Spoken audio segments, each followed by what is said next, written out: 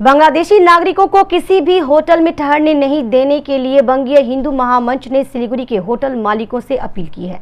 शुक्रवार को greater Siliguri hoteliers welfare association के संयुक्त सचिव उज्जवल घोष को बंगीय हिंदू महामंच की ओर से इस संबंध में एक ज्ञापन सौंपा गया।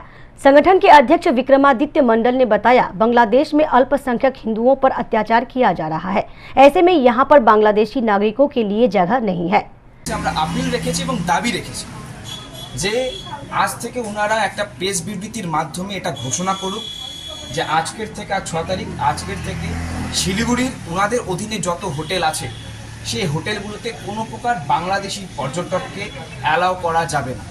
কোনো প্রকার বাংলাদেশি পর্যটক যদি আগে থেকে থাকে তাদেরকে একটা সময়সীমা বেঁধে ইন্টিমেশন দিয়ে তাদেরকে অবিলম্বে হোটেল ছাড়ার জন্য বাধ্য করতে হবে এবং তারা প্রত্যেকটা হোটেলের বাইরে নোটিশ বোর্ড চিপকাক বা নোটিশ জারি করুক যে Bangladeshi not allowed.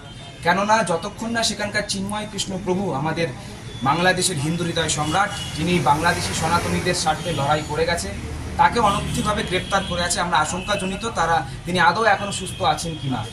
Greater Siliguri hoteliers welfare association के संयुक्त सचिव उज्जवल घोष ने बताया, इसे लेकर वह होटल मालिकों के साथ बैठक करेंगे।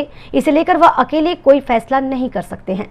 ওরা বঙ্গীয় হিন্দু পরিষদ আমার কাছে একটা আর্জি জানিয়েছে এবং রিকোয়েস্টও করেছে যাতে বাংলাদেশি যারা আসছে তাদেরকে যাতে হোটেলে আবাসিক হোটেলগুলোতে রুম না দেওয়া হয় বা রেস্টুরেন্টগুলোতে খাবার সার্ভ না করা হয়।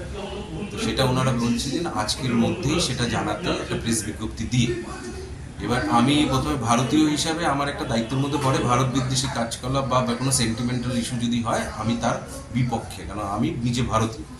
কিন্তু যেহেতু আমি একজন ব্যবসায়িক এবং একটা সংগঠন চালাই, তো সেই ক্ষেত্রে একটা সংগঠনের বডি আছে, সেই বডি বসেই ডিসিশনটা নেবে। সেটাও আমি ওনাদেরকে জানিয়েছি যে আজকের মধ্যে প্রেস বিজ্ঞপ্তি দিয়ে জানানো সম্ভব না। তো সেটা আমরা এক্সিকিউটিভ কমিটি খুব শিগগিরই বসছি, সবাই এটা ওনারা লিখিত আর্জিটা জানিয়েছে, খুব শিগগিরই বসে আমরা আলোচনা করে এটা ওনাদেরকে সিদ্ধান্তটা